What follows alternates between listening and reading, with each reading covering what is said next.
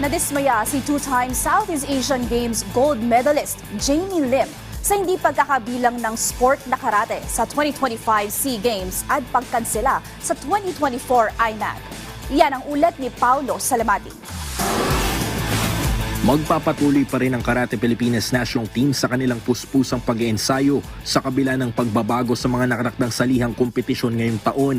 Kamakailan lamang ay inanunsyo ng Olympic Council of Asia ang kanselasyon ng ika-6 na edisyon ng Asian Indoor and Martial Arts Games na nakatakdasan ng ganapin ngayong darating na Nobyembre sa Thailand. Ayon naman kay Philippine Olympic Committee President Abraham Bambol Tolentino, sa kabila ng pagkadismaya sa nasabing kanselasyon, marami pa ring mga international competitions na maaring pagtuunan ng pansin ng bawat national sports associations.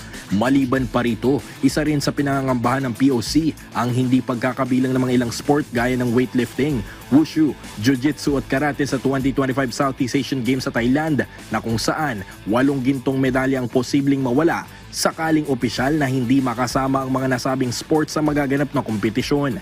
Isa si Karate Pilipinas National Team member Jamie Lim sa mga ikinalungkot ang balitang kanselado na ang matagal ng pinaghahandaang IMAG event. Oh my gosh, it's very sad. I've been preparing for the IMAG since last year or 2 years ago and they kept moving it, they kept postponing it. And then it got cancelled now. So I've been looking forward to it since like the start of the year and really training hard for the IMAG. Pero wala, things like this happen, so I have to accept it. Sa ngayon, focus ng National Karate Team ang sasalihang Asian Senior Championships mula September 19 hanggang 21 sa China, na kung saan target ng koponan na dominahin ang team event dito upang magkwalipika sa magaganap na World Karate Federation Team Championship sa Nobyembre. Paulo Salamatin para sa Pambansang TV sa Bagong Pilipinas.